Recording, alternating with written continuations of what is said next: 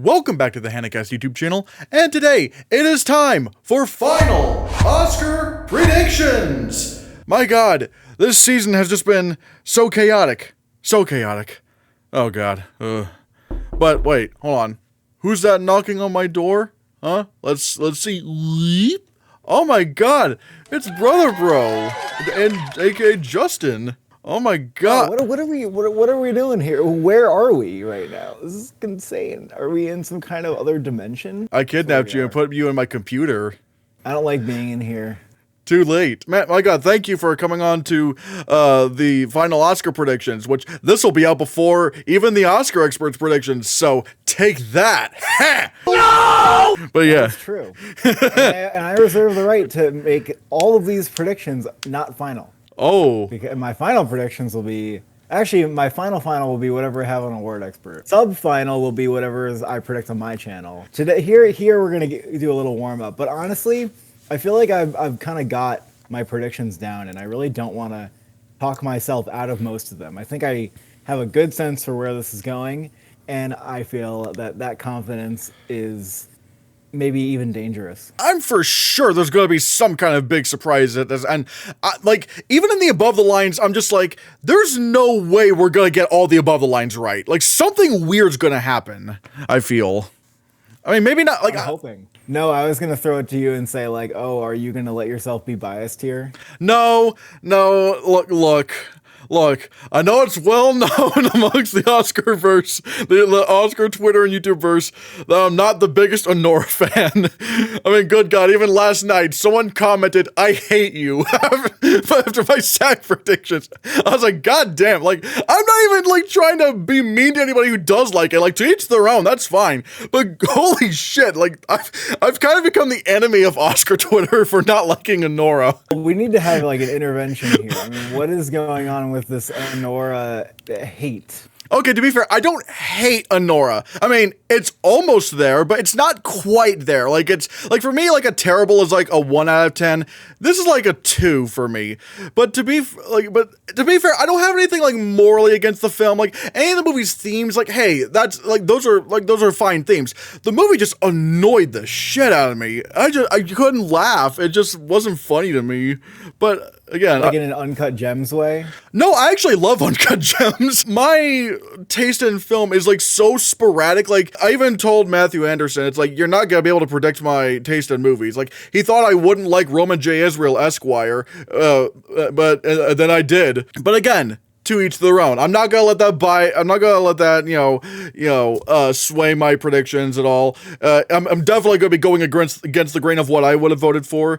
But again, like I said, I'm not gonna like douche on anyone for not for them liking Honora. Like that's not cool. I'm not gonna be like that. So yeah, but and honestly, even in some of the categories where, you know, things are looking pretty good in a good direction, I still want to at least talk about how we kind of got to this point a little bit, considering, you know, this has just probably been one of the most insane Oscar races I've seen in quite some time.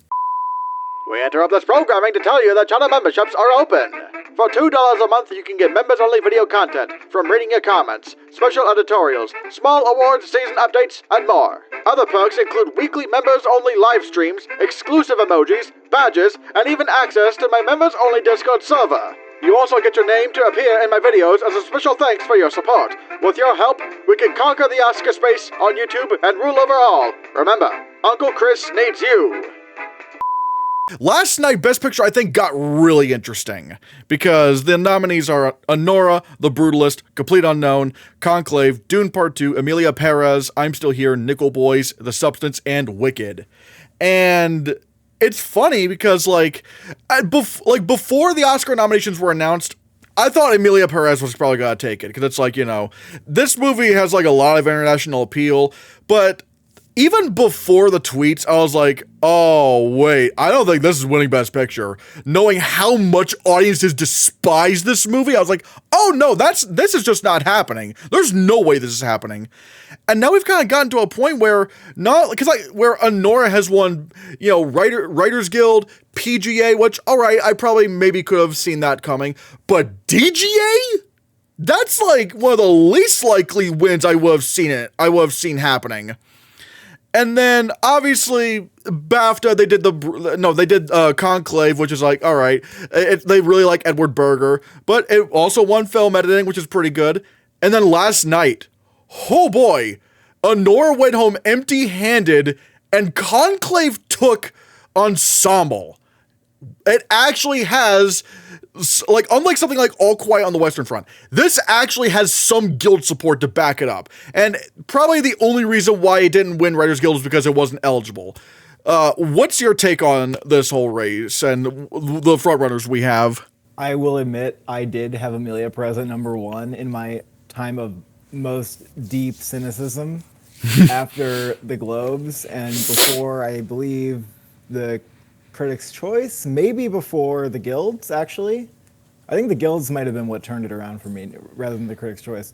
You know, I think there's like no chance at all that Amelia Perez wins at this point. Like, I think it's really only between Honora and Conclave. I mean, The Brutalist, we didn't really mention. That was like a big red herring another red herring that the Golden Globes gave us. Like, you'd think maybe it was between Amelia Perez and The Brutalist after the Golden Globes if you were just like having your blinders on. And of course, I think I felt victim to that as well. Like, I think after the Globes, I put The Brutalist in like a tentative number one, but then I switched back to Honora like a week later.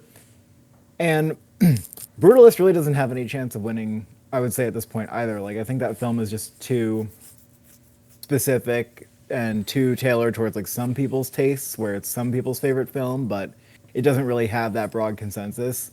And, you know, we just land back at Honora, which was like the most acclaimed film of the year, which audiences seem to enjoy just as much as critics, you know, maybe slightly less. But we're kind of all the way back at Honora, and that's where it's going to stay. Like, even though Conclave is obviously number two because of the SAG win, really because of the SAG win. Like, I don't even care what BAFTA did, because they don't usually predict the Oscar anyway. And also with that film winning screenplay, that's the only other way you could go, and it would be justified. I think you'd have an extremely hard time saying any other film's gonna win. Yeah, that is tough. Like, and I will say, before PGA, like, I thought maybe The Brutalist could win because, you know, I was looking at the audience scores even on IMDb. They were holding up very well, like with an 8.0 for the longest time. Maybe it's still an 8.0. So I was like, yeah, maybe The Brutalist could win. But the moment, like, because I remember it was DGA before PGA, and the moment Sean Baker won DGA, I was like, oh no, this is bad for The Brutalist. This is bad. And speaking of no support, even coming off of ASC, they didn't give it to Brutalist. Like, holy shit. Like, no one, like, it's like the only people that gave any shits out of The Brutalist were the Globes and BAFTAs, really. I mean, because even at Critics' Choice, like, Adrian Brody was the only win that it had. I will say, I'm still going to predict Honora, but I do want to entertain Conclave a little bit, because one thing I did notice is that the only film to lose BAFTA Best Film and SAG Ensemble combo was Three Billboards Outside Ebbing, Missouri, but you could probably chalk that up to it didn't win original screenplay, so at that point it couldn't win Best Picture. Whereas Conclave might be the biggest, like adapted screenplay sweep we've seen in a very long time, considering it won the Globe, which that hasn't really happened since Steve Jobs. But still, like, what are your thoughts on that little thing? Again, I'm still going for Honora. I'm not gonna let my biases get ahead of me. But what do you think of that? I have seen some of the discourse about, like, hey, there's a stat that is, you know, when you combine the SAG Ensemble Award with BAFTA Best Film, you know, I think it's like 7 out of 9 examples went, you know, in favor of, like, that film would win Best Picture. But I don't know, like, I think combining those two doesn't make that much sense, and, like, it wouldn't surprise me if that, you know, it doesn't surprise me that it correlates, right? Because in a year where something is sweeping, you know, maybe it just makes sense that it took SAG and BAFTA. I wouldn't lump the BAFTA Best Film in with, like, another stat like that, because the BAFTA Best Film has such a low correlation in itself that I just don't think this is something we should run away with.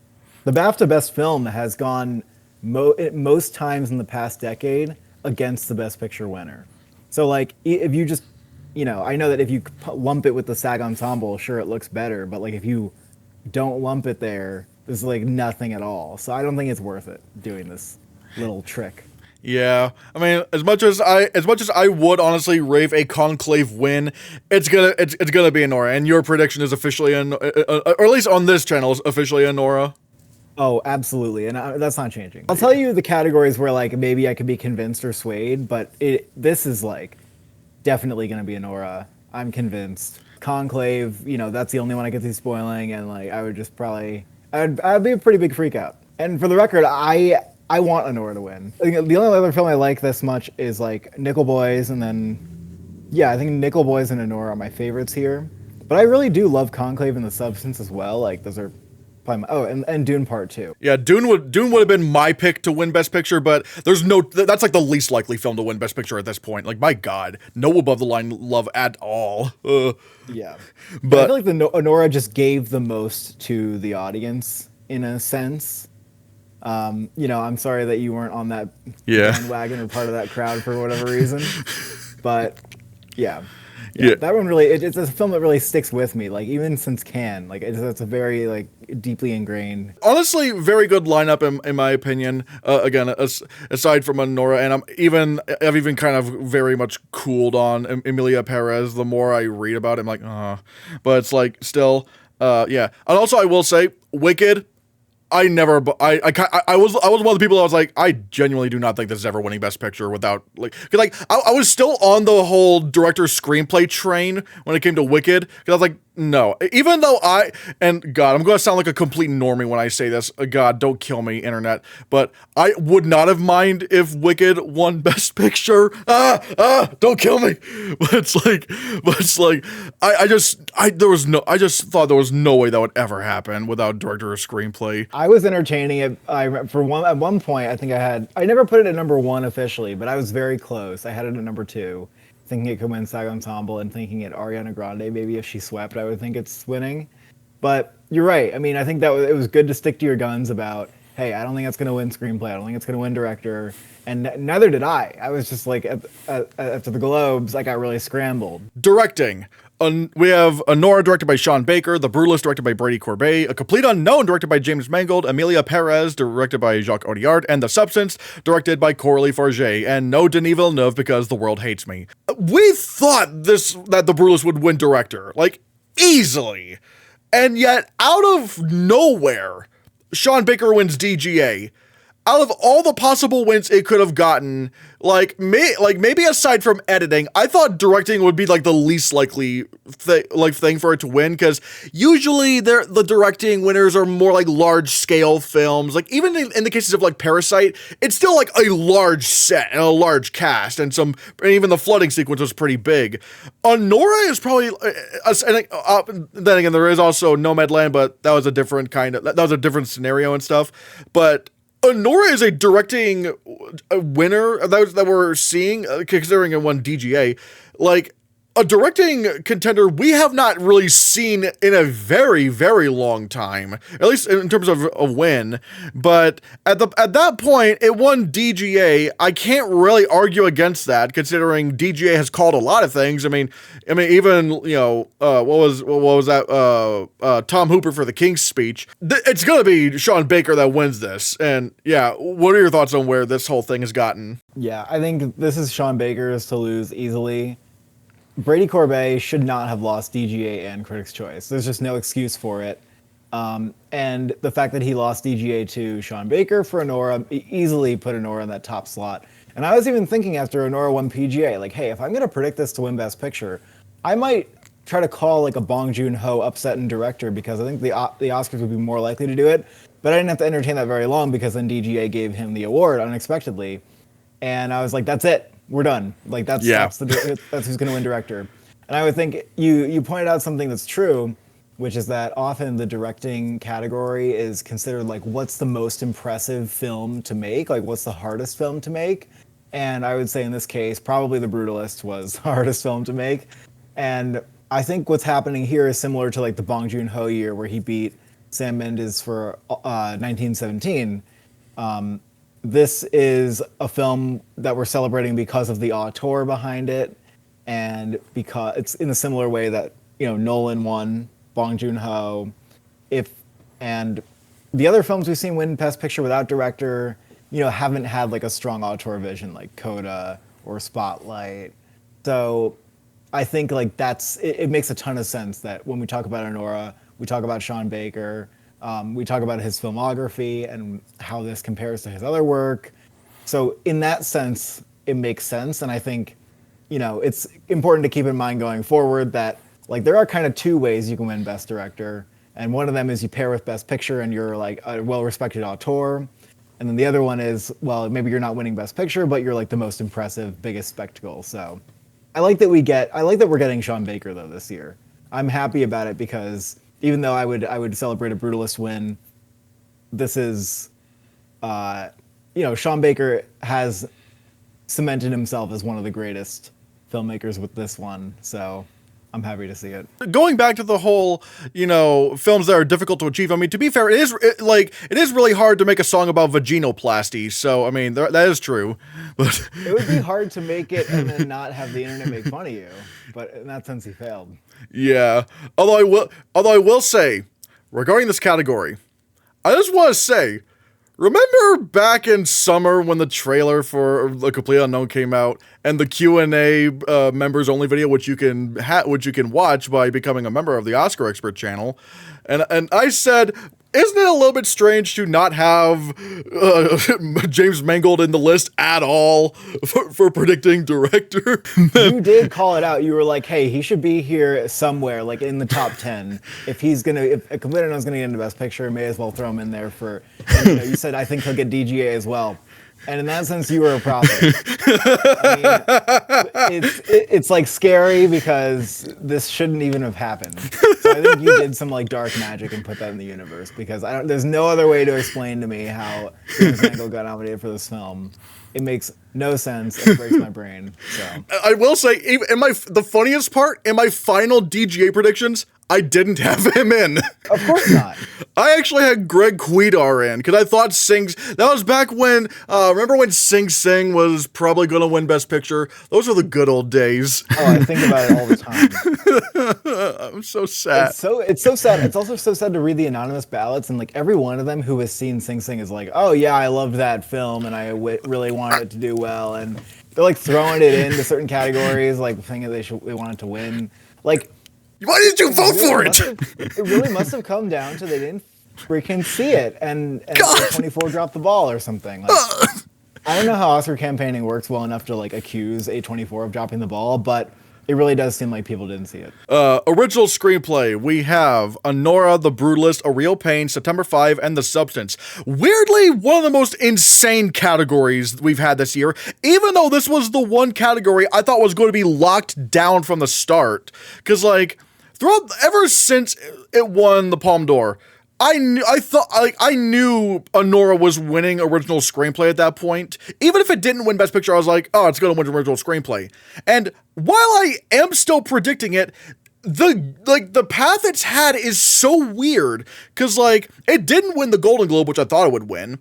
I thought it would maybe win Critics' Choice, but it went to The Substance, which, hey, that's a base pick. I was really gunning for that. And then BAFTA happened, and actually no, wait, was it right? Wait, which came first? Writers Guild came before BAFTA, because I knew Honora was gonna win Writers Guild. All right, that's gonna be easy. But then BAFTA happened. And I was like, okay, I did try to predict The Substance to win. But then out of nowhere, A Real Pain just won. I was like, excuse? What? Huh? What? And so now we're just kind of in this weird state where, like, there's technically been different winners everywhere right here. So, yeah, like, again, I'm going to go with Honora, but what's your thought on this whole thing and how this race has gone? I think you have to go with Honora if you're predicting it in Best Picture because it just simply doesn't make sense. But it also really, I mean, the only justification for A Real Pain winning BAFTA is that Honora didn't do very well at BAFTA. So it's kind of like if Everything Everywhere All at Once loses BAFTA, like, okay, well, they didn't really like that film overall in general, so that's why, something else won. And, Banshees didn't repeat at the Oscars, so I think that's what's going to happen.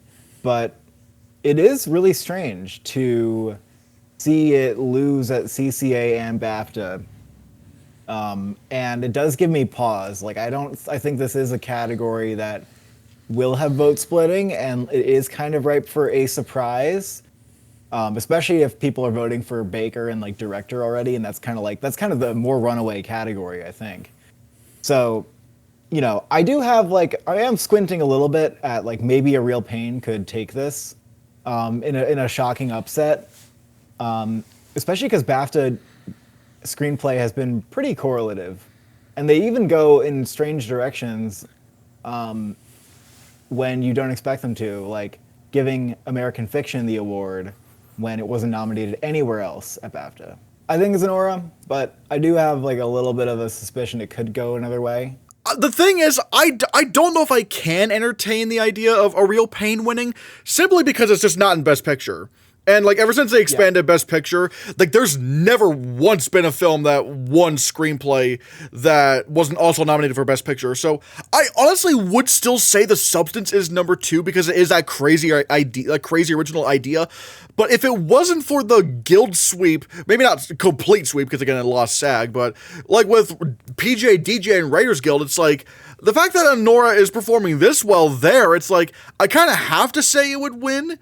And plus, even then, it's like Honora still beat A Real Pain at the Writers Guild Awards. So I think what BAFTA showed wasn't that, A Real Pain was that strong. I think it just showed that Substance was not that strong of a contender to win original screen, or at least not to beat Honora, but still. Yeah, no, I agree, because The Substance would have looked really strong if it won BAFTA and CCA, and you could definitely be calling it upset if that happened, but it did show that it wasn't quite that level of strength there.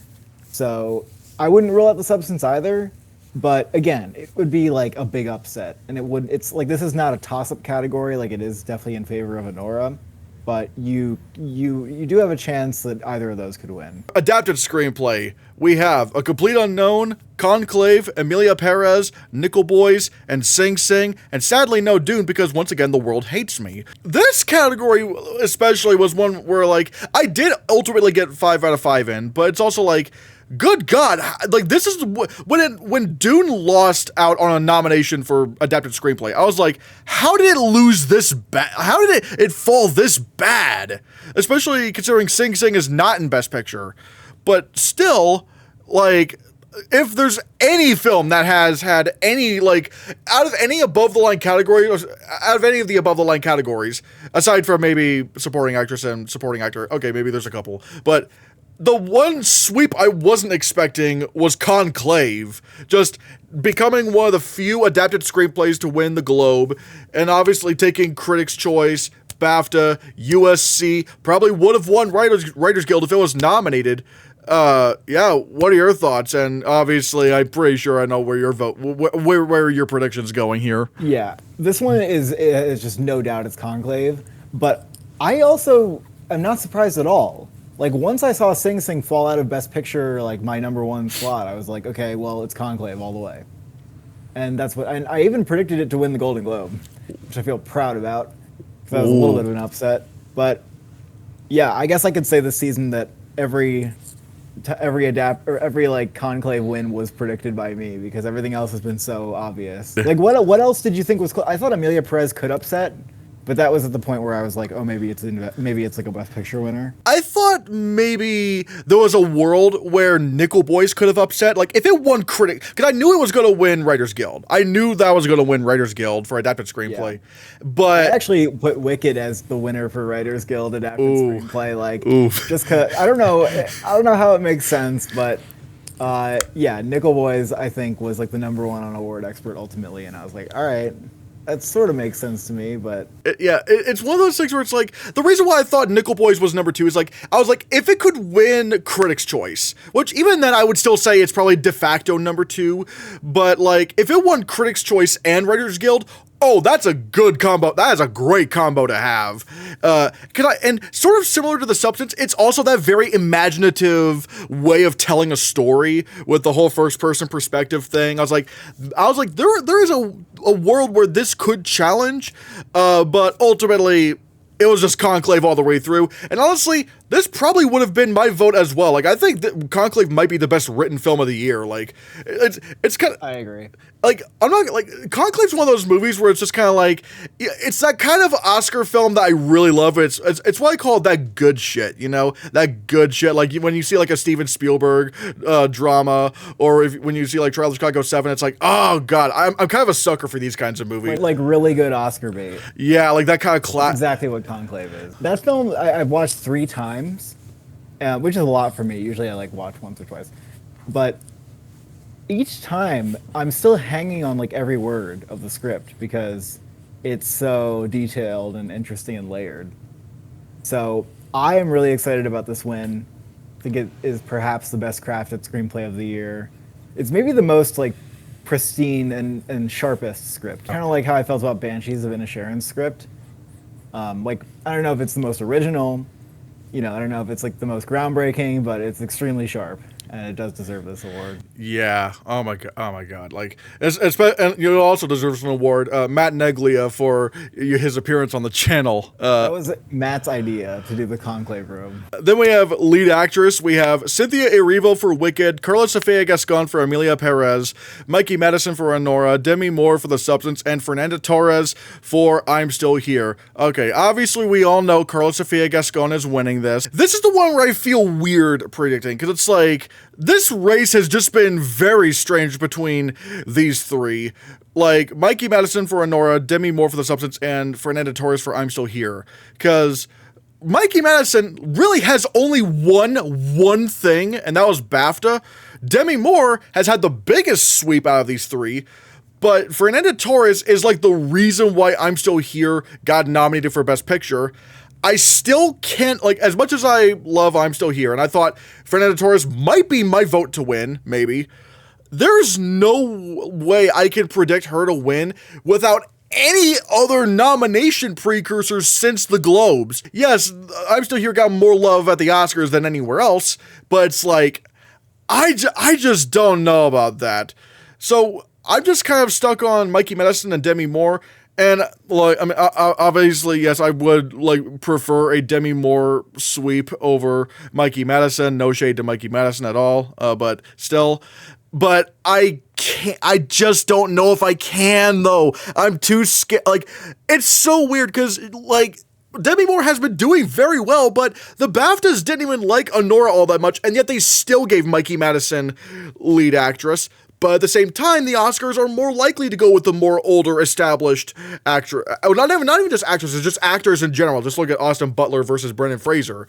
And I can't even say this is going to be like a Frances McDormand versus Viola Davis situation. Like, both are in Best Picture, and yet at the same time, it's also kind of weird because we're also coming off of last year where we thought Lily Gladstone was winning for Killers of the Flower Moon, but she lost to the more well-known actress with Emma Stone, because Poor Things was a more loved film. But here it's kind of the opposite. Like, Mikey Madison, who's not that well-known, is in the more liked film, but Demi Moore, the more legend, is also nominated, but The Substance isn't that strong. I'm gonna maybe go with Mikey Madison, but what's your thoughts on this whole thing? I feel like weirdly a lot of clarity in this category. Like, once BAFTA did Mikey Madison, if BAFTA did Demi Moore and SAG did Demi Moore and everyone did Demi Moore, I would have said, all right, I guess that's what we're doing here. But I think all that Mikey Madison needed was just one strong win, and the BAFTA is the best category she could have won. It's the best actress prize that she could have won. It's better than CCA, it's better than SAG. Having a lone BAFTA is definitely supported when it comes to just winning that and then the Oscar. And the fact that her film is taking it all the way to Best Picture means that if she weren't to follow it as the titular character, she would have to be doing extremely weak. And the BAFTA was a huge sign of strength. So I have to go with Mikey Madison. I think it's the most supported based on all of these close years where, maybe it's like Michelle Yeoh versus Cate Blanchett. Well, like, Michelle Yeoh was in Best Picture, even though SAG and BAFTA were swapped compared to this year. Michelle Yeoh was in Best Picture. And then in other years, like, the tiebreaker usually is BAFTA. It's a combination of being the BAFTA winner and being closer to Best Picture winning. So Mikey Madison has both of those. That's why I don't think Demi Moore is going to win, even though I did predict her to win SAG. So I'm finally catching up to this Best Actress race because I've been wrong. I think I got Critics' Choice right, but I did not call BAFTA, but I did call SAG, and I am confident that this is going to be the Oscar win as well. Mikey Madison. I actually predicted Mikey Madison would win SAG. I do agree. Mikey Madison is clearly in the stronger film. Like, clearly, unequivocally in the stronger film. How shocked would you be if Demi Moore still won lead actress, but Honora still won picture? I would actually be pretty shocked, I gotta say. Because maybe it's because I've let myself be convinced, like, since the BAFTA win, it just, like, clicked into place that, of course, like, Mikey Madison's going to win still. But, what also happened in my brain was, like, it never really made sense that Demi Moore would win for, like, a horror film. She got very close. She got a lot closer than, like, I would have ever thought. But it does feel like something that can only go so far. So I think it's, like, partly that. But I'm not sure if that's sound reasoning. I think it's more of the fact that, like, BAFTA plus, like, your film's winning Best Picture equals, like, an unbeatable combination. Yeah, for me, it was kind of the opposite, because I was always trying to find someone who would be the challenger to Mikey Madison. I was really doubting that an actress not really as well known as Mikey Madison would win lead actress and not be sweeping, unlike Brie Larson. Because at first I was thinking, oh, it's going to be Amy Adams and Night Bitch, but then that didn't amount to anything. But then the moment Demi Moore not Demi Moore, but the moment The Substance did very well with Globe nominations, I was like, there's that legendary filmmaker kind of thing I can see. And Yeah. but again, I don't think it's over necessarily. I mean, I think there is a chance maybe Honora just wins, the Bong Joon-ho 3 picture, director, screenplay, and maybe that could be it. But again, I still have to go with Mikey Madison for now, because, like, if SAG happened before Oscar voting ended, like clearly before Oscar voting ended, then I would maybe predict Demi Moore, but I don't know if I can do that right now. But still, yeah. Yeah, I think good on you, by the way, for calling that Demi Moore could be a winner, because I remember, like, you asking me if I thought that was possible, and I was like, no. Like, I pretty much was just like, no, I don't think so. But I was really struggling to find who could be the runner-up to Mikey Madison, and so I got extra confident that she was going to win because there would be no runner-up. But I severely underestimated people's familiarity with Demi Moore, and I think, like, her comeback narrative was really important here. Not to discredit that it was a great performance. It was a great performance, but the fact that she even got nominated is unusual. The fact that The Substance performed well is unusual. So that's why I didn't see this coming. I think that the really important thing I didn't see here was, like, that career. Because I'm not really familiar with Demi Moore. Like, my parents know who she is. She's like, oh, duh, you didn't know who that was, like, before The Substance? And I was like, honestly, no. Didn't really know who that was. To be fair, I didn't really watch any Demi Moore movies either. I'm pretty sure there might be some movie out there that had Demi Moore in it. It's like, oh yeah, I remember watching that movie. But The Substance was like the first one. I was like, I knew where it's like, oh, I'm watching a movie with Demi Moore. So don't get me wrong, I'm in your boat as well. Demi Moore probably was a little bit before our time. Like, I'm roughly assuming we're probably around the same age demographic. Yeah. So yeah, but I really did love Demi Moore in The Substance. Like that. If she won, I would be very, very happy. Even though my personal vote would probably go to Fernanda Torres, because good God, I wasn't expecting the performance to be that strong. And like, oh my, I mean, not to say that it would be bad, obviously, but it's like, I just did, like, I was not expecting, like, the kind of range of like such a, if you see I'm Still Here, you know what I'm talking about. Like, it's such a long range kind of performance in terms of time and scope. But yeah. Yeah, we didn't really talk about Fernanda Torres, or at least I forgot to mention her. Oh, okay. Since you did, but some people are thinking, that I don't really know what to do with this category. It feels like it's too even-handed. I'm just going to predict, like, Fernanda Torres. And, my comment on that is, like, hey, go for it. Like, there's just nothing really to go off of, though. And, like, I definitely wouldn't go in that direction. Like, I just don't think it hasn't. This hasn't happened before. Where some like I remember people doing this for Penelope Cruz for Parallel Mothers because she was the only performance that had not been nominated anywhere else, and so therefore, maybe we don't know how well she performs in a category up against everybody else. And to be fair, I'm still here as a Best Picture nomination. That's really huge, but I think it's just getting ahead of, how this game usually works. Yeah, I'd be jumping in my seat like with joy if she won, but I just can't expect that. That would be so shocking. Even though I think like it's very, very rare. I think it has happened, but it's very rare to win like an acting Oscar off of lone Golden Globe nomination and win. But I cannot predict It's that. her first nomination. It's for an international film, even though those do well these days. Like, still, I think there's a bias, and we also get attached to the narrative about like who is deserving of the Oscar, and so we've only been having that conversation about like Mikey Madison and Demi Moore, maybe Cynthia Erivo. I don't know. So it doesn't make enough sense for me. But if you want to like go all out, then that's cool. Lead actor. We have Adrian Brody for The Brutalist, Timothy Chalamet for Sing. Oh, no, wait, no, for Complete Unknown. I almost said Sing Sing. First, in terms of looking at what got nominated here, like, oh my God, I'm so happy Sebastian Stan's here for The Apprentice. My God, I was like a really big fan of The Apprentice, and seeing him nominated, I was like, shit, like that was awesome. Like, cause like there was a point like early in the season where like everyone just kind of gave up on The Apprentice. Like no one wanted to touch it. I was like, shit, it's not gonna do anything. And then he actually got it, and I was like so happy. Yeah, I think justice has been served. I was really thinking like he's got to get nominated for that, right? Like that was just too much. There was too much performance in there. And I'm glad it happened. Especially that last scene. Like that last scene was kind of chilling. But yeah, absolutely. A hard performance to pull off. If he didn't work, the movie would not work, honestly. But yeah, it would have just been too silly, It's so weird because like neither The Brutalist or A Complete Unknown have done that well with the guilds, really. It's kind of weird, but still, like, if Oscar voting happened ended like quite a while after SAG, like again, like the Everything Ever All at Once year, I would probably very much entertain the idea of Timothy Chalamet winning, and who knows, maybe he could still win, maybe. But I still kind of have to go with Adrian Brody here because, like, even, like, the BAFTAs, like, admittedly, when it came to, like, Golden Globe and BAFTAs, I was kind of trying to predict Timothy Chalamet. Got that wrong. Oof.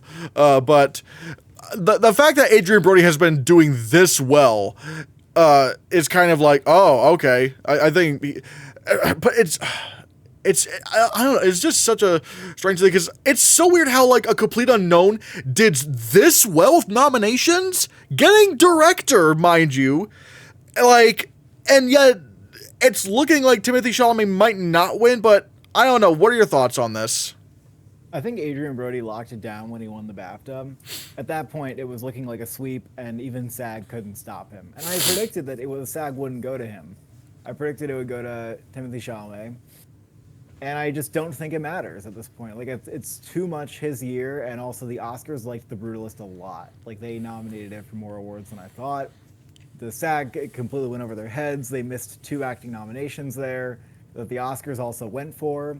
The Oscars nominated it for editing when even the BAFTA didn't. I see no signs of Brutalist weakness at the Oscars. Like, there would be more weak here. I saw a lot of signs at SAG. And I think, again, like, just having the SAG is not that strong. And his film's not like winning Best Picture. I would still say The Brutalist is closer to Best Picture winning than A Complete Unknown is. And I also think there's an age bias. Well, first of all, there's a great narrative for Adrian Brody, like doing a full circle thing here with his role from The Pianist. Like, it really rounds out his body of work. And he's also extremely good, and everybody realizes that like he's fucking incredible in the role. So I think there's like he has that like, oh, he's objectively the best performance going for him. Although I think Coleman Domingo really gives him a run for his money. But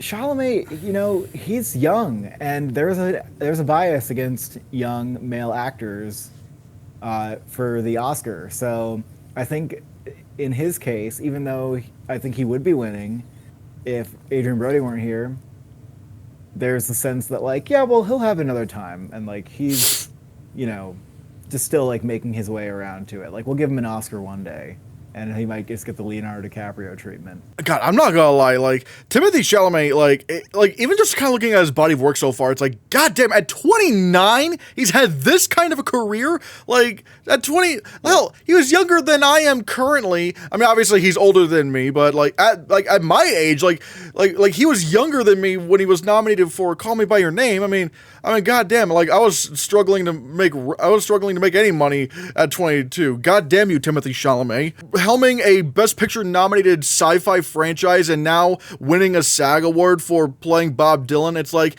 I do think one of these days he's going to maybe win multiple Oscars if he's killing it this young. But right now, Adrian Brody, I mean, I think he's the kind of the performance to beat, at least in terms of what we've seen. I'm not gonna lie, my vote is kind of tough between either Adrian Brody, Coleman Domingo, or honestly, even Sebastian Stan has impressed me that much. So, like, even though, funny enough, I think I would probably nominate Timothy Chalamet, but again, I haven't seen The Complete Unknown, but I probably would have actually even nominated for Dune Part 2, because, like, God damn, that's like a transformation from, like, Part 1 and Part 2, just saying, like, this very timid guy, like, and then just, like, Paul Atreides! Yeah, he'll win an Oscar one day, and it is amazing that he's gotten to where he's at in his career, because he's at the point where he's working with all of the great directors, and he's basically selecting his projects based on like director prestige and just getting to work with like the best people. And that's something that, you know, other actors like Leonardo DiCaprio have been able to do, but like only the best actors usually are able to do that kind of thing. So he'll have an Oscar one day. Like, I think he'll keep it up, and you know, I'm really excited for him and Marty Supreme next year. Like he probably gets another nomination for that next year, for being honest. That's like one of the Safdie brothers directing, right? It's Josh Safdie.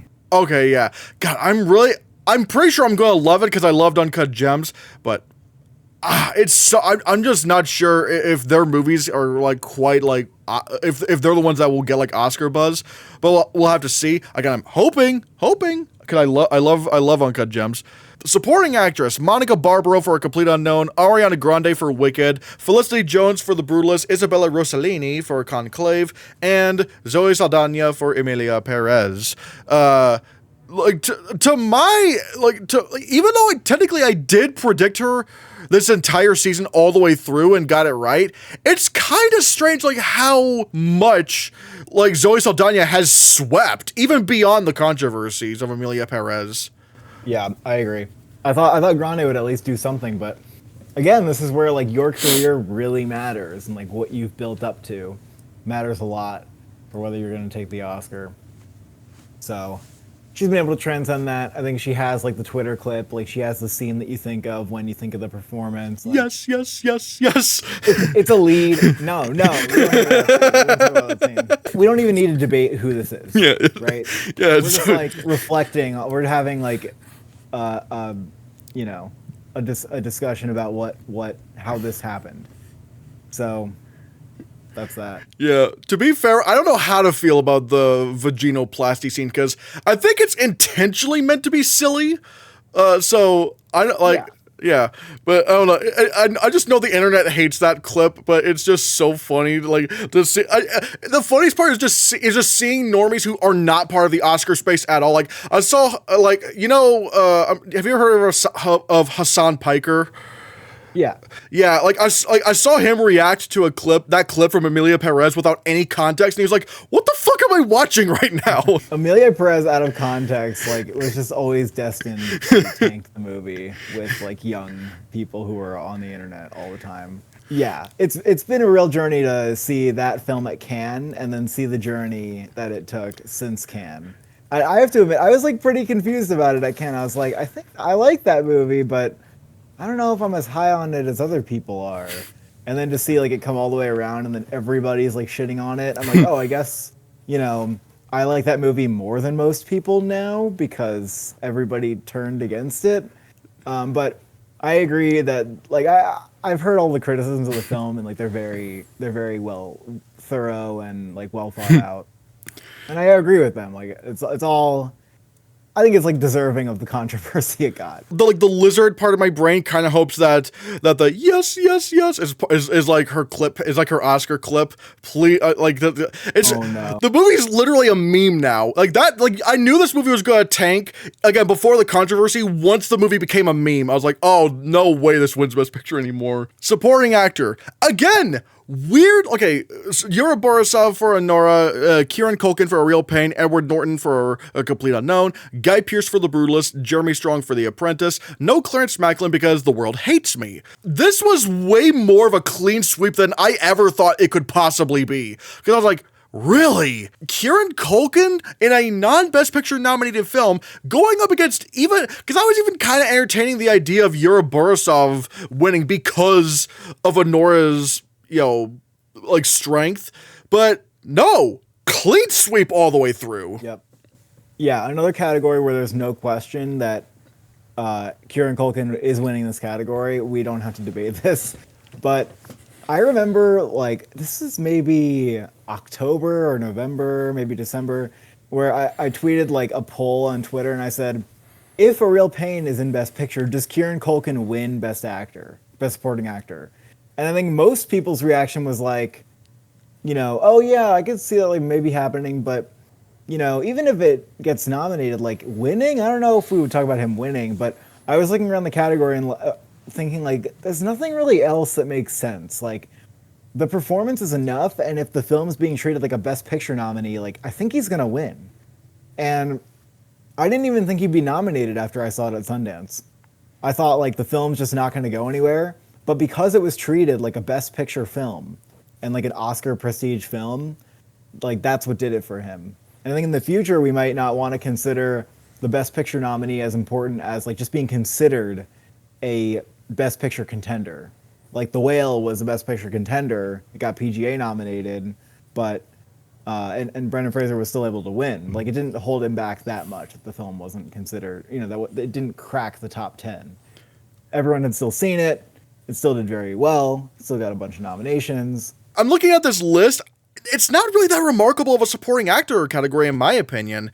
Like the only one I actually would probably nominate would be like Guy Pearce in The Brutalist. If like in my don't get me wrong, Kieran Culkin is very good, but I don't know, something about it's just like I'm not gonna remember that performance in a lot. Really, it's just kind of like it's a very good performance, but it's like, but again. Clarence Macklin should be winning, and I'm really sad and upset. I'm gonna cry now. I love A Real Pain, and I love his performance in it. So, like for me, it's definitely like a highlight of the whole year. Like out of any performance, I think it's one of the best. But I also agree. Like Clarence Macklin not being here hurts me. Yeah, and don't get me wrong, I don't actually dislike Real Pain. I probably for me it's like a good 7 out of 10. It's like I thought it was good. I liked it. Cinematography. Jesus Christ, I mean, I'm still gonna have... Okay, we have The Brutalist, Dune Part 2, Emilia Perez, Maria, Nosferatu, and I'm still thinking of going in a certain direction, but the race has been really weird, because, like, Nosferatu won Critics' Choice, and last night, Maria, in a kind of based move, won ASC. But the Brutalist won BAFTA and British Society of Cinematographers, but Maria was nominated neither of those places either. But it is kind of weird the path that this has gone. I would really love like a Dune 2 win, or even a Maria or Nosferatu win. I don't even mind Brutalist being in there or whatever. Emilia Perez being in there is kind of strange. I mean, I do really like the way El Ma was shot. Like, that was kind of cool, but the rest of the movie just doesn't look like that. It's just kind of green for the most part. But, like, yeah, I guess I'm going to go with The Brutalist, but it just kind of feels weird considering how well The Brutalist has not really been doing overall. Even though The Brutalist hasn't performed as well as it could have in cinematography, I think it's still like going to win, and it makes the most sense. And if there is an upset here, I think it would be either Nosferatu or Dune Part 2 in a weird way. But the fact that it's hard to pinpoint what that would be is a testament to, I think, that The Brutalist is actually going to be the winner. Yeah, it's kind of... Even though it won ASC, like, that's not going to happen here. Yeah. People don't care about that movie. No one's thinking about it.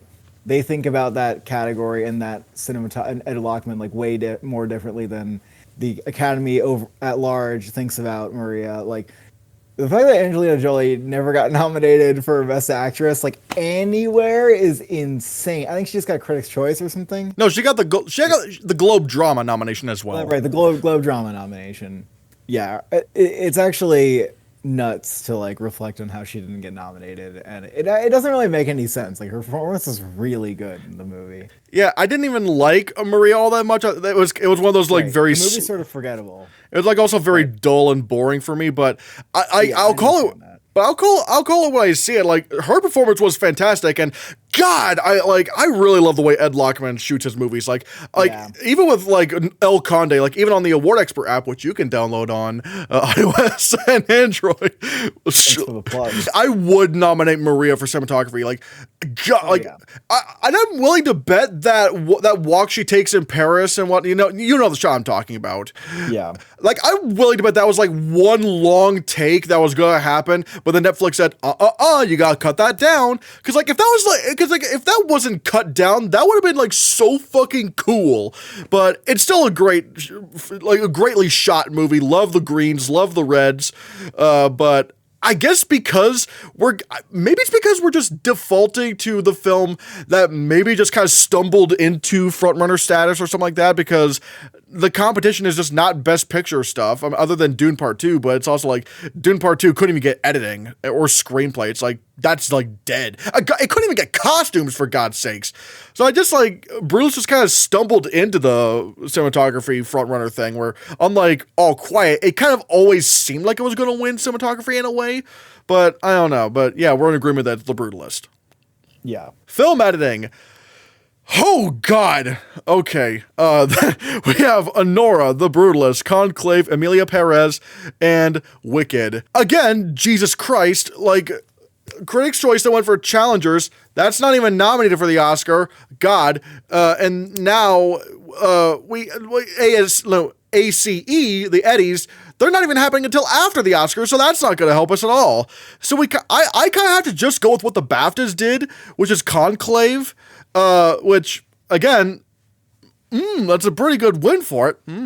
But like, what are your thoughts on where this whole category's gotten? I also really have to default to BAFTA here, because BAFTA in general in craft categories is you're extremely wise to go with them. And oftentimes they will line up like every craft category with like maybe one or two exceptions. Like last year on what films are in competition, but I think last year and even the year before All Quiet, so like you just skip a year, go back, I think that year with like Ma Rainey, maybe that was 2 years before that, so like every single category. So I'm going with Conclave because of the BAFTAs. The fact that it won BAFTA Best Film casts doubt actually on the fact that this could go somewhere else. Maybe they liked Conclave more than other films, kind of in the same way that All Quiet won this award, but then I don't think it was nominated for the Oscar, unless I'm mistaken. But alternately, like you have Anora, which is winning Best Picture. I think that's worth considering.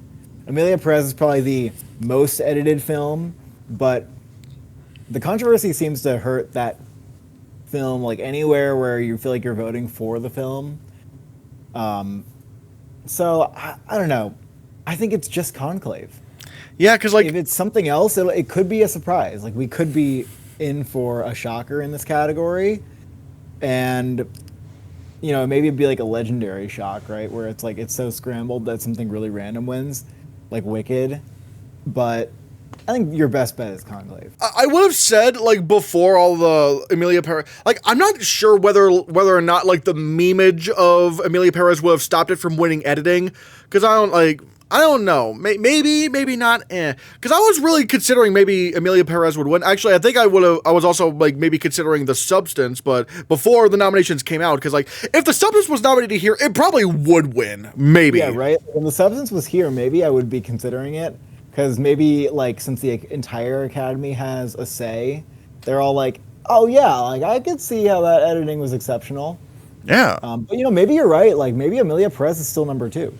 Yeah, because like it does make sense in a way, but obviously, like, I don't know, would you say the BAFTAs liked, even though, like, technically, like, the Oscars gave Emilia Perez more nominations, but you could also argue, well, they have song categories as well. Would you maybe, like, which one would you say likes Emilia Perez more, BAFTA or Oscar? They're pretty equal. Oh, all right. But actually, BAFTA nominated Selena Gomez. Oh, I forgot about that. Oh, yeah. So BAFTA may have the edge. Yeah. Because also, does BAFTA have a best song category? Nope. So that's why they didn't nominate as much as the Oscars. Yeah. They actually liked it more than the Oscars. Oh, yeah. But then again, at the same time, I think every crafts category it got nominated for at BAFTA. Actually, every nomination it got at BAFTA, it also got at Oscar. Yeah, it's kind of weird. I'm going to also default to Conclave. Honora just doesn't make a lot of sense to me because it doesn't feel like an editing winner. Brutalist, it's gotten... It did get Critics' Choice, and I mean, it is very well edited, but it's like not even an Eddie, not even a BAFTA. It's like... it's weird. And Wicked, it would be like too strong for the Brutalist to win this award. Yeah, like, in addition to its other wins. Yeah, if Brutalist won editing, I would raise my eyebrow. I'm like, how? Wait, is this kind of a good night for the Brutalist? Am I gonna be happy? But yeah, and Wicked also would make sense if it got nominated everywhere except like if it wasn't just the Eddie nomination. Like even the Critics' Choice Awards didn't nominate Wicked, so it's just kind of But I will go for Conclave. It just makes the most sense right now. Production design. We have The Brutalist, Conclave, Dune Part 2, Nosferatu, Wicked. This is where I really started to question The Brutalist's strength at all. Because, sure, like, I actually did try maybe at some point calling, like, even earlier, before award season started, that maybe The Brutalist could win production design. Because, like, it could maybe be that more, like, you know, like, that more, like, oh, this is our favorite movie kind of thing. Sort of like with, you know, Poor Things v. Barbie. And it's like, it could probably win that. And yet, it didn't win BAFTA, and most shockingly of all, it didn't even win the period category at the Art Directors Guild. That killed I mean, who knows? Did Conclave win that? No, that was contemporary. Like, Conclave won contemporary. Nosferatu won period film at ADG. Oh, yeah, no, you've just presented the case for why The Brutalist is dead here. Yeah. I mean, unless it wants to have some... I don't even know if it could be even, like, All Quiet on the Western Front, because All Quiet beat a film that was hated, and there was at least some very big strength at BAFTA, where at BAFTA, they kind of like The Brutalist. I mean, they kind of liked it. But it's like, Wicked has just like cemented itself as a frontrunner to where even I'm a little bit surprised. Not that I wouldn't vote for it. It probably would be my vote in the category because, good God, the sets are gigantic and well crafted. But I just kind of wasn't expecting it to have a clean sweep like this. And I mean, what am I gonna do? Put Nosferatu as the winner? I mean, I wouldn't complain, but like, no, I'm not predicting that. It actually makes like a ton of sense to me that Wicked is taking production design and costumes. And once it looked like it was going to get nominated for Best Picture, I thought like that's like going to clean sweep production design and costumes like for the win. Because I thought it was getting nominated before it was a Best Picture contender. And after that, I was like, that's it. That's it. This is going to be easy. Unless we get like a Poor Things or something like very exceptional happening. Like this is going to take production design costumes, and there's not really a question at this point that that's going to happen. There is no Poor Things. There's literally nothing out there that's kind of like Poor Things. And The Brutalist is just not that strong. And Wicked's not disliked like, you know, like Babylon was. Oh, God, yeah. I remember earlier, I was trying to predict maybe Beetlejuice would get nominated. Because, like, Tim Burton movies, when they get nominated for production design, they, like, always win. But I guess the stat still technically holds up because... I mean, Beetlejuice can't lose production design if it's not nominated. So hey, but yeah, it's gonna be Wicked. It's a clean sweep. Yeah.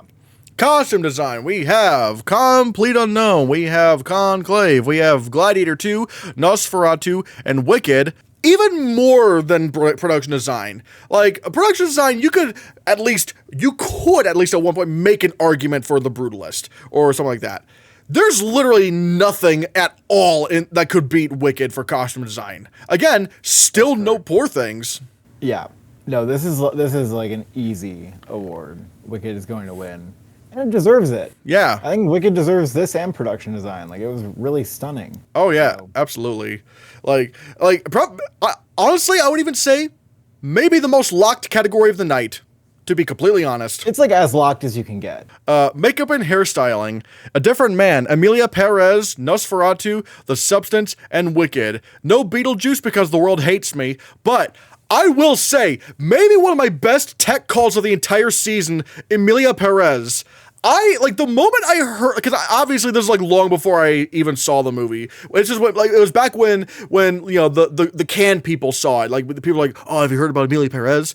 The moment I heard about Carlos Sofia Gascon's transformation makeup wise, I was like, oh, that's gonna get, like, I haven't even seen it, and I know for a fact that's gonna happen, because like that, like, and having even, and once I saw her in the makeup, I was like, oh god, because I remember Will Mavity was talking about like how, oh, people didn't even realize that was her. I was like, what? And then I saw the image, I was like, oh god, that's, yeah, but I think it's going to be The Substance. It hasn't really performed that well, like, as much as it could have, like, no editing, no sound, probably not going to win lead actress, but maybe not, but I think it's The Substance.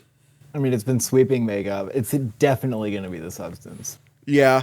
There's no question that The Substance is going to win this category.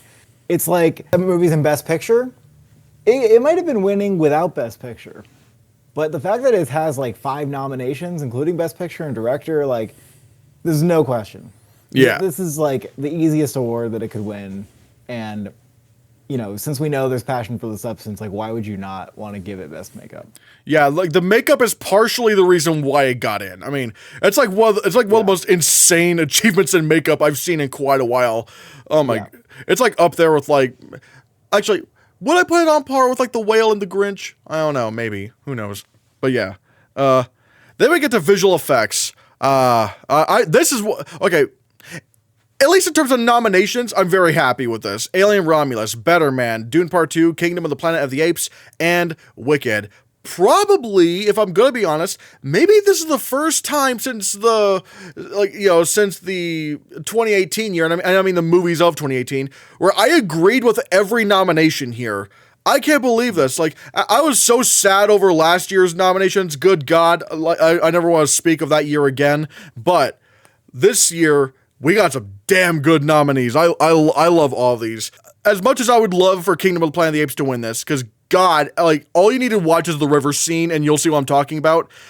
It should win, but like the problem is that there's 2 Best Picture nominees in here.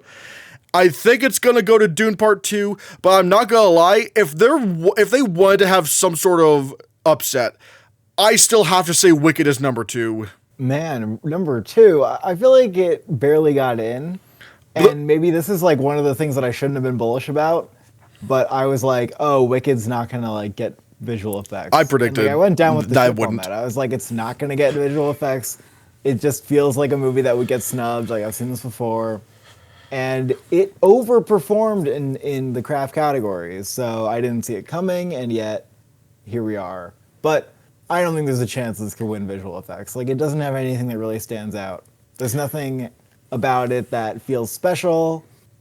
It just kind of went along because it's like a giant, mega budget Best Picture film. But Doom Part 2's got this. I mean, Doom Part 2 is so well respected. Even though it didn't win, even though it underperformed nominations, like, people still respect the hell out of that film, and I think they consider it the easiest, like, no-brainer pick here. I think the reason why I would say Wicked is number 2 is because it is more liked than Dune Part 2, and ultimately it does kind of come down to a popularity contest. But if there's multiple Best Picture nominees in a category, that could tip the scale. Because if Dune Part 2 was not in Best Picture, I'd be worried. But Wicked, like, I would still say it's a number 2 because of the Best Picture thing. If you're in Best Picture and visual effects, you're way more likely to win than a non-Best Picture nominee. And I think Wicked probably got it not because of the overall strength of the film, because I do think it is like a jack of all trades kind of effects film. Like you got a lot of things kind of going on. Like you got set extensions, you got the monkeys were probably the most difficult thing, because like trying to, cause I saw like, you know, have you heard of Corridor Crew? Yeah. Yeah. I love that channel. Yeah. I actually watched a video where like they talked about all the visual effects contenders, and they said that probably while Wicked would be number 5 on their personal ballots, they probably said the highlight for them was like the monkeys, and when they were like having feathers grow on them, because like trying to render feathers is like a fucking nightmare. And when you have blue monkeys, a lot of them growing feathers out of nowhere, it's like that could become a problem. But I think it's like, but unfortunately, this is how the branch might think, but it's not how voters think. Yeah. But then again, you might still have the argument that because voters don't think like that, they would just put Wicked because, you know, it's their favorite movie. Yeah, that's exactly what I'm scared of, because I don't mind Wicked getting nominated. There's nothing really wrong with the visual effects, and again, there's a lot kind of going on, at least especially compared to the films that didn't get nominated that were shortlisted. But the way I'd probably rank the probability would be like Dune, very close behind Wicked, and honestly, I think Better Man has a better chance to win because it was more acclaimed than Kingdom of the Planet of the Apes. Then Kingdom of the Planet of the Apes, and then Alien Romulus. Sound. We have A Complete Unknown, Dune Part 2, Emilia Perez, Wicked, and The Wild Robot, No Substance. But, however, this is interesting, kind of, because like when you look at the sound guilds, every one of these movies won an award somewhere. Like Complete Unknown won Cinema Audio Society, Dune Part 2 won MPSC, what was it? Sound Effects Foley. Emilia Perez, I think, won International Film Sound Editing. Wicked won Music Editing, and Wild Robot won Animated Film Sound Editing.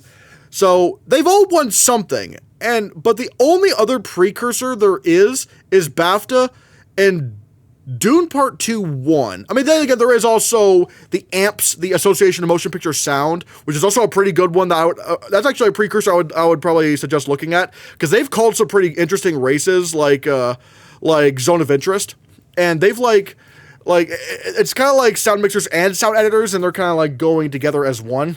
But yeah, I think Dune's winning this, but again, maybe this could be where there's an upset, but I don't know. What are your thoughts on this? Wait, what? That last precursor, it was American Motion Pictures? No, AMPS. The Association of Motion Picture Sound. It's like a British thing. So what did they go with, or did they not announce yet?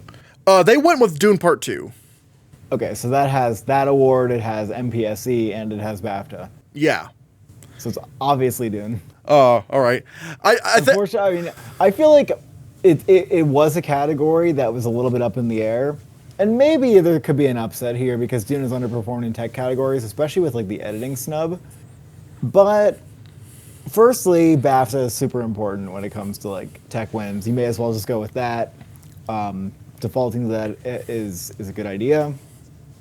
And the other problem here is there's like 3 music films. So if there were one music film, maybe that could like stake out a little bit more of a territory, but it's hard to see who stands out the most. I think A Complete Unknown is maybe number 2 because of the what's the precursor called? Cinema Audio Society. Yeah, A Complete Unknown won the Cinema Audio Society, which is more of like a sound mixing, which makes sense. Yeah. If this was a sound mixing category, I think Dune would not win that category, and it would either be Wicked or A Complete Unknown. But, you know, it's just called Best Sound now. So I think it's Dune, but there could be an upset. Probably A Complete Unknown, maybe Wicked. That's probably the order I would say it in. Yeah, I would agree with what you said previously. Like, if there were 2 sound categories, Dune would win sound editing, Complete Unknown would win sound mixing, and and right now it looks like Dune Part 2 is going to have the Lord of the Rings 2 Towers package, visual effects and sound. So, hey. Original score. Once again, absolute chaos. Because we have The Brutalist, Conclave, Emilia Perez, Wicked, and The Wild Robot.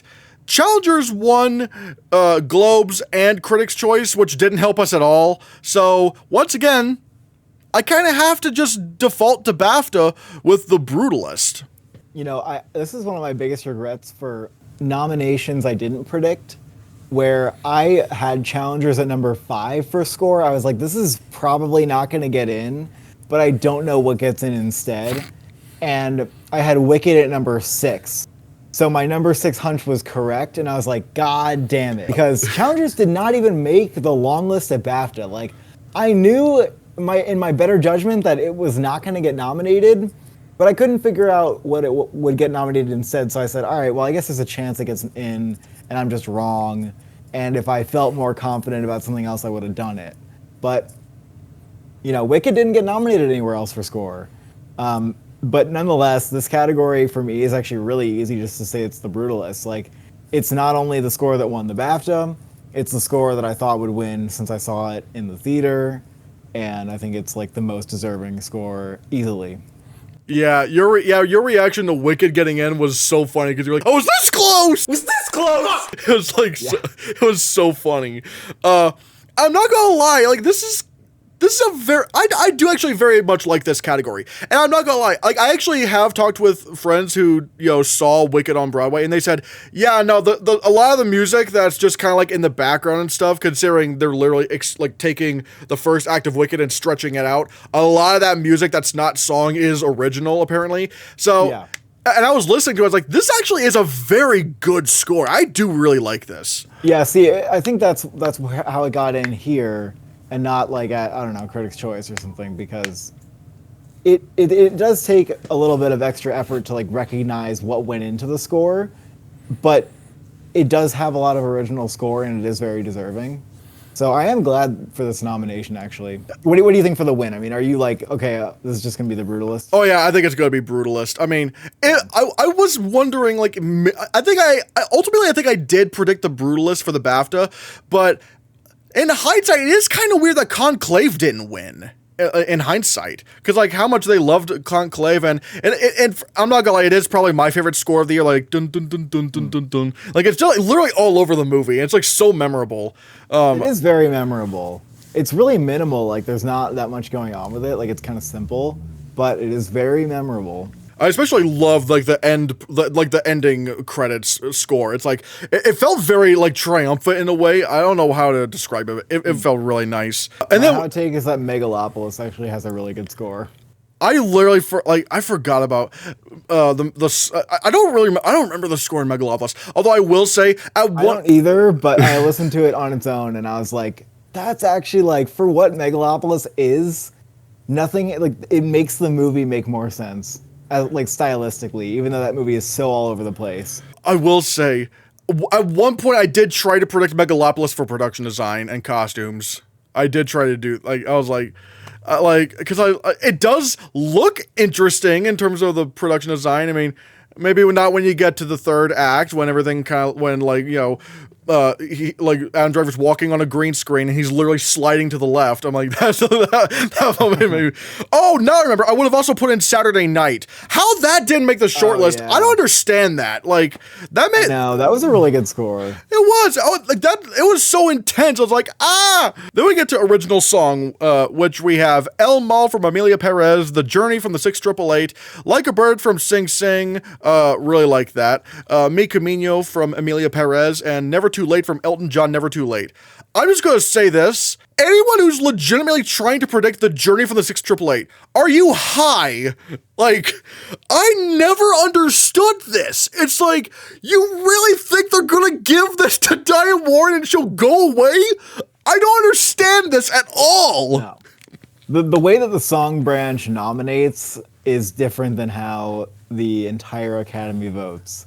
And I think that's the misunderstanding here. Like, there's not really a competition. It's going to be El Mal. It just is. Like, no one knows what to do with this category in the first place, so all they need to do is be told what song in, like, the musical they have to vote for, and that's it. Yeah. And I hate this category every year because I think it's not fun. It's, like, not interesting to me. Like, I think a lot of the songs just suck, and I'm, like, much more interested in the scores.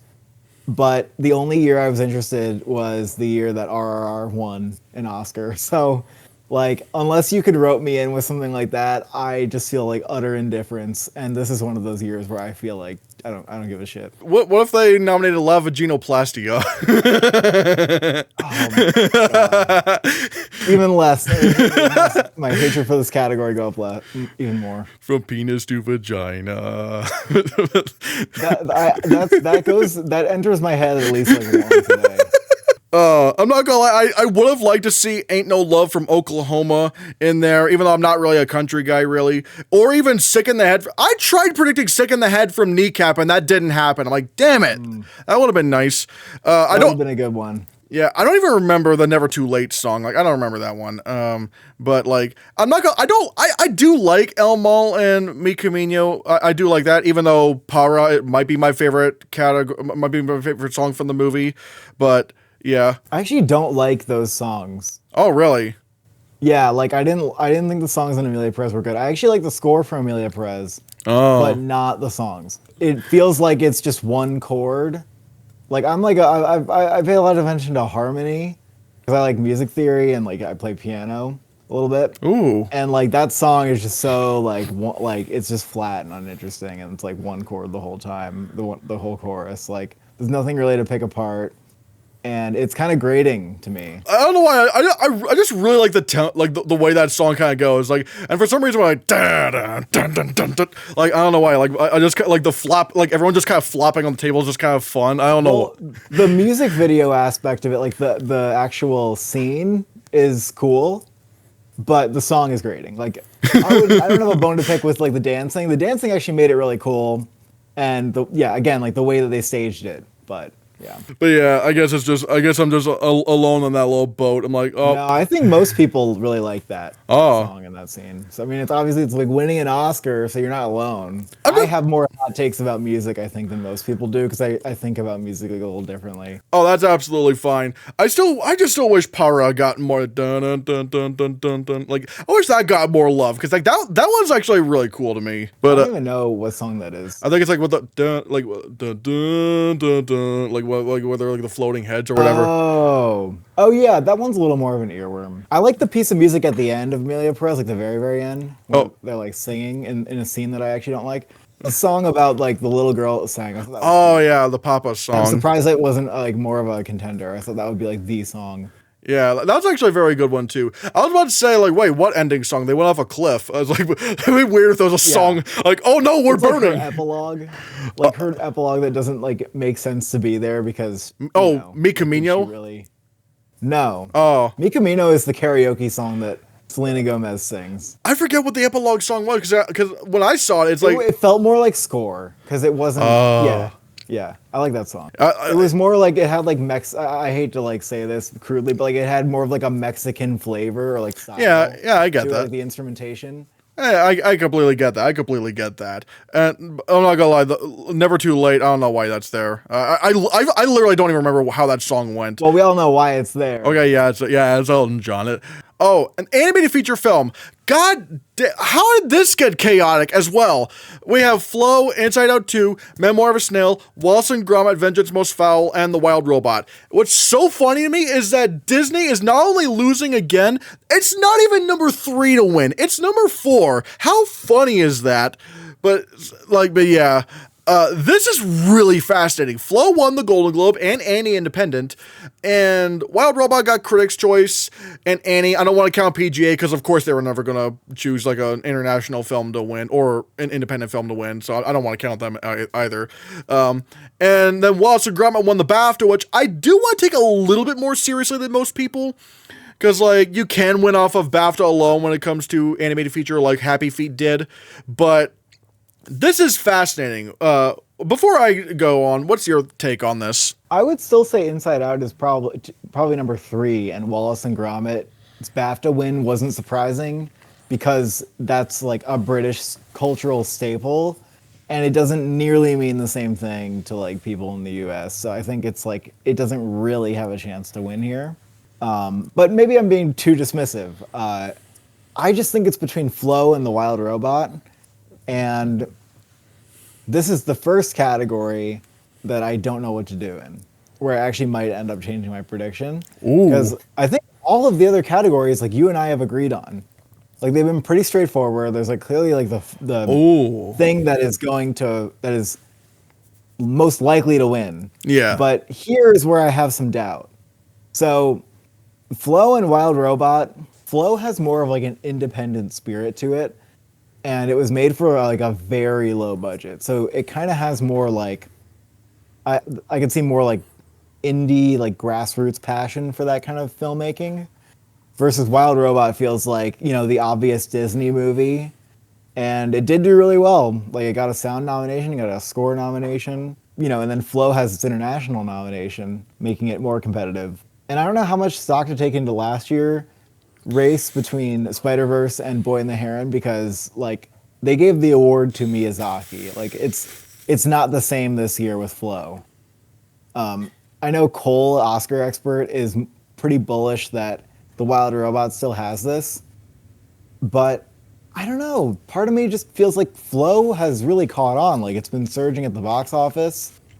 I've seen people like Barry Jenkins tweeting about it, and it seems to have caught on. Like it's not just this indie film that like nobody's heard of. So what do you think before I say what I would predict? Obviously, this race is very close. I still would say Wallace and Gromit is a little bit closer than what you're saying, because, like, Wallace and Gromit is, like, sure, the British do love Wallace and Gromit, but, like, it is the most acclaimed Aardman film probably since Curse of the Were-Rabbit. Like, nothing has come close up to this point. Like, not even the Pirates Band of Misfits, nothing. So I do think it does stand a chance. Especially, like, given that last BAFTA push, like, the below the lines in BAFTA do correlate with the Oscars a lot. So I would still say it's stronger than Inside Out 2, because, like, Inside Out 2 just kind of came and went. But it is tough, because Wild Robot did get more nominations than I was expecting it to. Like, I mean, good God, it got sound of all things. But, however, Flow is really interesting, because, again, even though I think I did predict it for international feature, a lot of people didn't. A lot of people didn't think Flow was going to get it. I think with Flow, and I do think you're right about this, Flow has really caught on with, like, general audiences. And this is where I will bring back PGA into the conversation. In terms of who wins, obviously, yes, Wild Robot was always going to win there. Like, that's not good. I don't think that hurts, I don't really think that hurts Flow's chances at all, what happened at PGA. But the fact that Flow got nominated at PGA, I did not expect that. Because, like, even last year, they didn't even go for Nimona. And, like, that's not even international. That's barely even independent. Like, they would rather go for that stupid Mario movie over Nimona. But, like with Flow, it actually did get nominated. So, like, if even, like, American normie-ass PGA went for Flow, that means it's popular. Even though you said we might split on this, the way you worded it, I think we might be in agreement that Flow could take it. At least as of this video. I don't know which way to go. I mean, the Annie did go with the Wild Robot. But they did technically go with Flow as well, because it won independent. Yeah, I don't know. I would say I don't know. Like, my gut kind of says that Flow is going to win. But I could also just see, you know, the Wild Robot being like, all right, of course. Kind of reminds me of the Toy Story 4 year, where people were casting doubt on that film, even though it was like the biggest and most obvious, because Klaus, I think, took BAFTA and Annie. BAFTA and then Annie. Oh, and Annie, and then Missing Link took the Globe. Yep. All along it was Toy Story 4. So the one thing I would have against that, though, is that Klaus only got nominated at Annie and BAFTA, whereas Flow got nominated everywhere. So it's even like that makes this even more hard to call in a way. Yeah, I don't know. Which way are you going to go with it? You're going to have to go first. It is really close, because honestly, I still think there's a chance for any, like whether it's Flow, Wild Robot, or Wallace and Gromit, I think there's a fair case to make for any of them. Right now, I might go for Flow, because I don't know. Even with the Spirit Independent Awards, it won Best International Film. I'm like, hold on a That was really big, yeah. there's like this flow thing happening. Even on social media, like I keep seeing like, you know, all these posts about flow and like seeing like, you know, even like the director's kind of going viral online with him like, oh yeah, I'm gonna share like the posters, like the high-res posters for all you guys. And like and like the cat, I mean, and let's face it, even like, I know it's kind of weird, but from a marketing standpoint, that cat is like very easily recognizable. And again, I don't want to discredit the fact that it's the second ever international film to ever get nominated at PGA. Like that means a lot because like only Boy and the Heron did that beforehand, and it won the Oscar. I don't want to say that's because I'm predicting Flow to win, but like the fact that it got the PGA nomination, that shows it's popular enough to even like sway the people that would rather vote for like the fucking Minions. I'll go with Flow for this video. Ooh, well you have I don't know what we're gonna do later, but you'll have to find out on the Oscar Expert video, only on the Oscar Expert channel. Plug. Yes. Anyways, but yeah. Again, this would you say this may be the biggest like the most close race of the night? In my head, possibly, yeah. International feature film. We have the nominees: I'm Still Here, The Girl with the Needle, Emilia Perez, See the Sacred Fig, and Flow.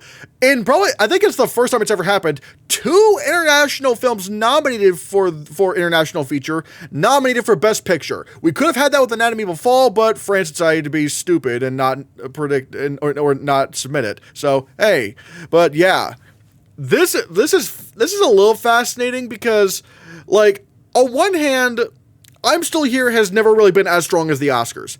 And if I'm not mistaken, Emilia Perez has not gotten a single vote in the anonymous ballots for international feature, which really makes me raise my eyebrow. Now again, we don't know how the anonymous ballots are going to go on like up until Oscar day. So, you know, whichever, like my final one will probably have to be like, you know, either on it's definitely gonna be on Award Expert, but I'll have to figure that out. But it's like, admittedly, it is kind of tough because it's like Emilia Perez hasn't gotten one international vote so far.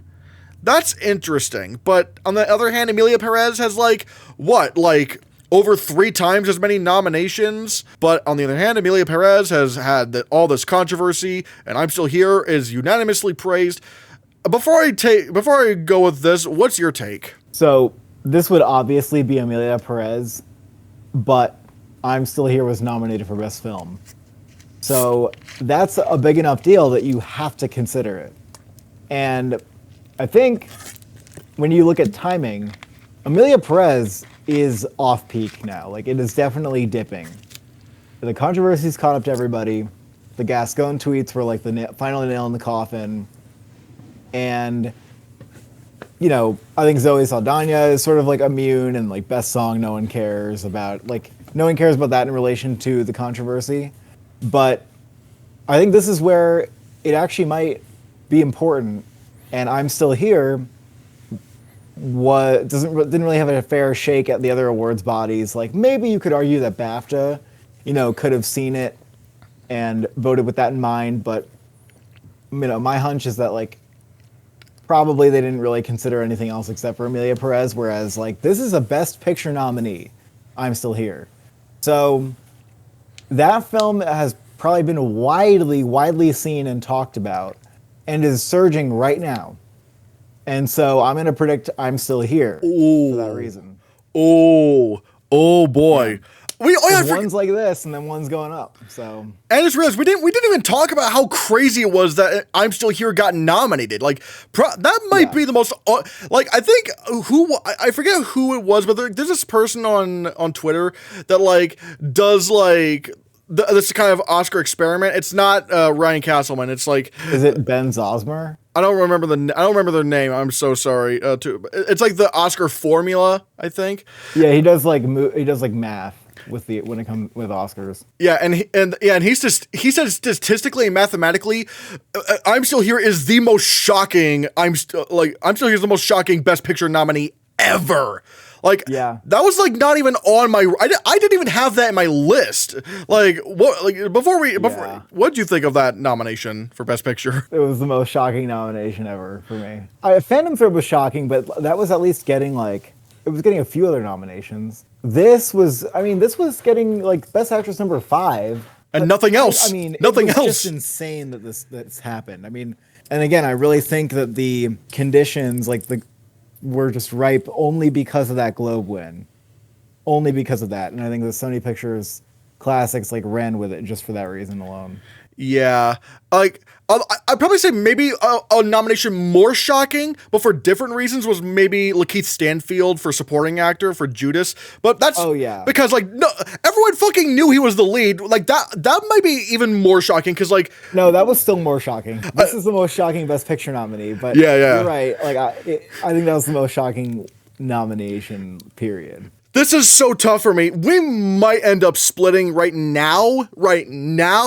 Because I still want to see where the anonymous ballots go. Because if Amelia Perez does get one nomination, not nomination, one vote, at least one vote for international feature, it's okay, people maybe are voting for it, but it hasn't gotten any so far. So it's really weird right now. But right now, oh god, but you are right that there are movies will surge. Well, while other movies dip, I tried, even up to the day I tried predicting Maestro for makeup, but the hate for that, the hate for that movie is just we don't like Maestro, we like Poor Things more. And that just kind of, I should have known that the dying hype for Maestro just, should have killed it for makeup. But, oh god, okay, this is so hard. What do I do? I'm still here. Excuse me, or Emilia Perez. I might split for now. Right now, I might go for Emilia Perez. But if up to the day, if Emilia Perez still, up to that day, has no anonymous ballot, wins, I'm bailing on that. I'll change that shit on Award Expert. You definitely might be right. But, oh god. Oh my god. This... It is also a hunch, but I would say that it's hard to argue that they're not kind of neck and neck. You could say precursors matter the most here, and of course precursors would go with Emilia Perez, and that movie did get 13 nominations. Considering all the context around where those movies are at and what we think about when we consider those films, I think the passions at least split. I think the thing that might push me over the edge with Emilia Perez right now is that the BAFTAs did longlist Kneecap for Best Film, practically nominated for Best Picture, and nominated for Original Screenplay, and yet they still gave Emilia Perez best international feature after all this controversy.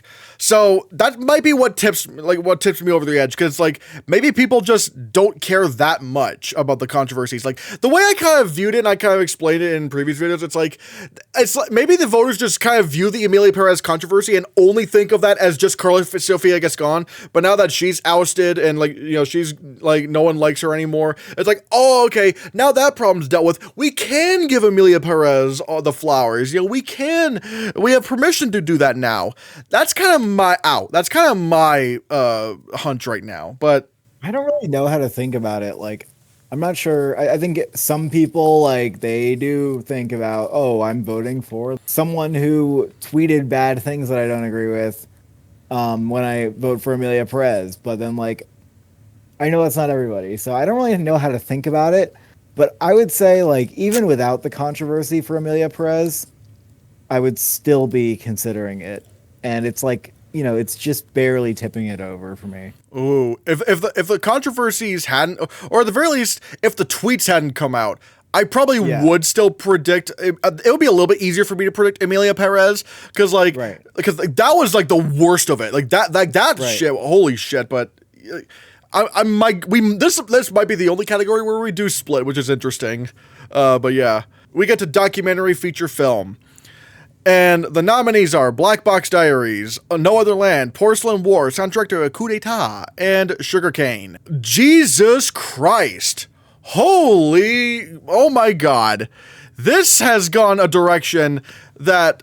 The funny thing is, I figured something like this would happen. I figured something because let's face it, the Israel Palestine, that is like so controversial in the U.S.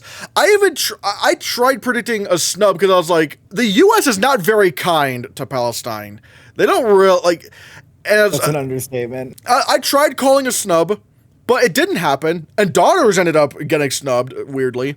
The thing that like just took it all out for me, because I was like, all right, the British, and I'm gonna have to talk a little bit about the real world here, because you can't not talk about the real world when talking about this film. It's like in the UK, they're a lot more nice to Palestine than the US. Benjamin Netanyahu literally has an arrest warrant out in the UK, so they're probably going to give Northernland the award. They went for Superman.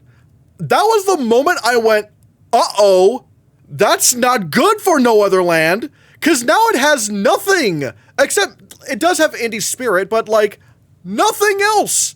It wasn't, granted, it wasn't eligible for PGA, and the DGA snub, you know, that was like apparently due to like an internal error, but like that's not like, I don't think No Other Land is winning here. The UK has a warrant for Netanyahu's arrest.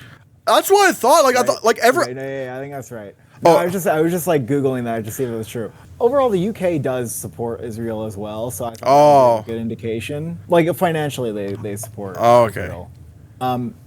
But no, you're right about that. And like, the US has been like the only, you know, country I think to like flatly like not criticize Israel really, or like feel like they have to do it in like the most roundabout way while like never ceasing to give funds.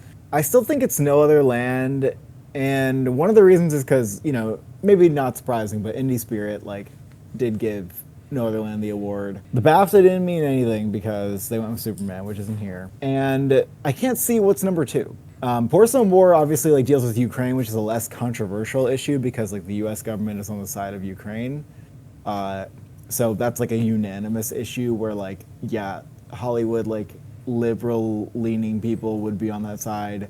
And yeah, so the only other one I see as being close is Porcelain War, but I have not heard from people who've seen that, and I have not seen it yet, that it makes a ton of sense. So No Other Land as well, like it's not hard to get on that film's side, even if you are not swayed like in one way or the other. Like it's a really good movie, and it's also like the evil that's being committed that the film puts on display is so objectively wrong that like it's hard not to be on the film side. The only way this wouldn't win is if people consider this propaganda and don't watch it like outright. They're just like, I refuse to watch that film. And I think even if half of Hollywood is on Palestine, is like for Palestine over Israel, you know, the problem is that there's not like a clear runner-up to vote for. Like maybe those people would abstain who are protesting the film, but like I don't know what else they would even vote for here. So I just have to go with No Other Land because I don't really see what else could be the winner. I can't make a good argument for another film.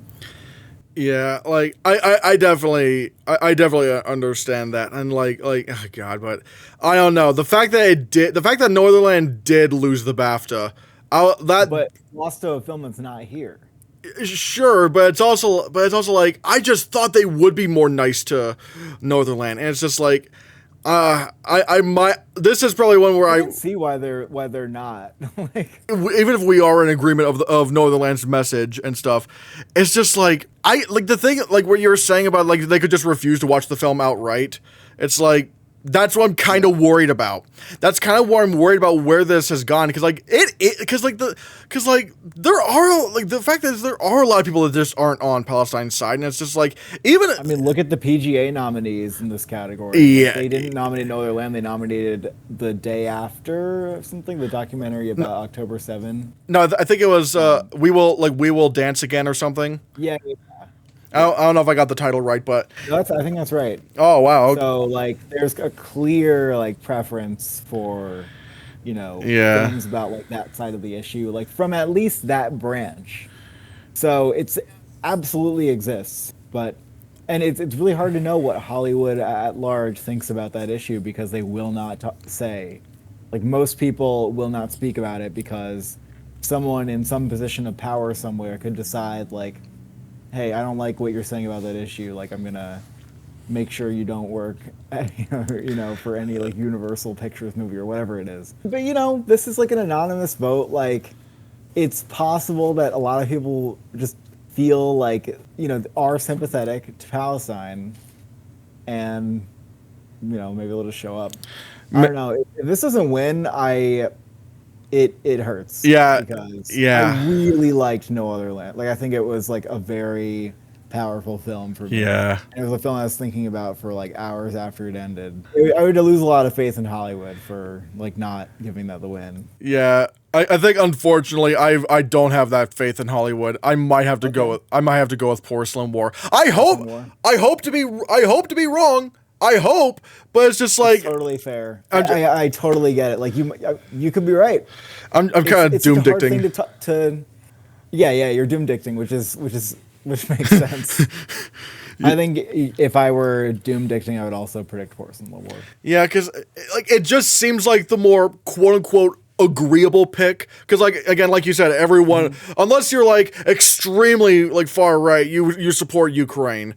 But whereas even liberals, like there are even liberals that don't like Palestine. So that's kind of like where I'm kind of thinking here. And at the very least, Porcelain War did win a precursor. It won a precursor with DGA, which granted that's kind of like it is weird, but it's just like it's won something. Oh yeah, and there's short films. Also, No Other Land doesn't have distribution. Like, that's, I mean, Yeah.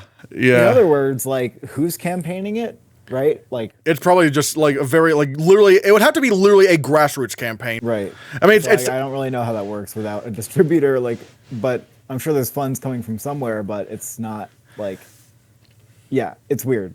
I heard from Matt Neglia, like, it is on the Academy streaming platform, so it's like it's not going to be a problem. But at the same time, PR matters, and Yeah. it absolutely helps to have like a distributor, trying to put like a film in your face. Yeah. I hope to be wrong, but it's just even though like this would be like the third Ukraine documentary in a row to win, if Porcelain War wins. Which I mean, granted, it's a big thing as well, but it's also like God. I gotta hope to be wrong here. I hope to be wrong, Yeah. but It's fair. yeah. And then shorts, Gold Derby, Gold Derby, Gold Derby, just whatever Gold Derby does, or whatever the Oscar expert and Brother Bro predicts on their channel pretty soon. I don't know when that's coming. Maybe you do. I don't know. Yeah, so I think I'm going tomorrow or the next day to see all the shorts in theaters. I will have my opinion made up based on those. And the reason I'm taking it really seriously this year is because I feel so good about the other categories, like with, animated feature being like maybe the exception. If everybody ends up being right about like all these categories and they end up being super easy and we're all like wrong and right together, then it's going to come down to the shorts. Yeah. So it might be pretty detrimental in terms of just being the most accurate. So I'm going to try to see them all, and I will abstain from predicting them at this moment for that reason. Yeah, again, same. I granted I live in West Virginia, so it's like they're obviously not showing any shorts. I mean, good God, they didn't even they barely showed any of the Oscar films in my local theater. They had like a Complete Unknown.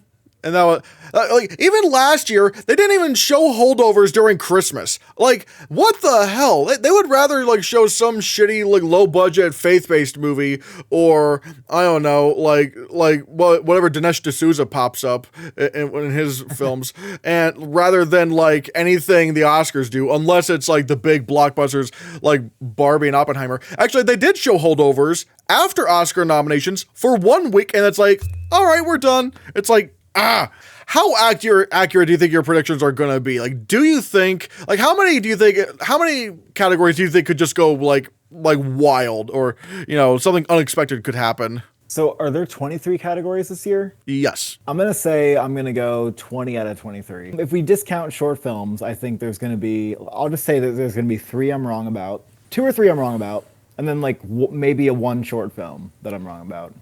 Yeah. That'll just be my general, that's how I think it's going to go. That's my forecast. And I'm kind of looking at the Coda year as an example, because I think a lot of people went 21 out of 24. Pretty easy to go mostly accurate. I think this year is weirdly going to be pretty easy to be accurate with. Like, I don't think the tide's going to turn in like a huge way. Maybe Anora loses like 1-2 awards. Maybe editing goes somewhere else. Maybe I'm wrong about animated or international. So I'll think like 3 or 4 wrong. And if I get less than that, maybe I'll be disappointed.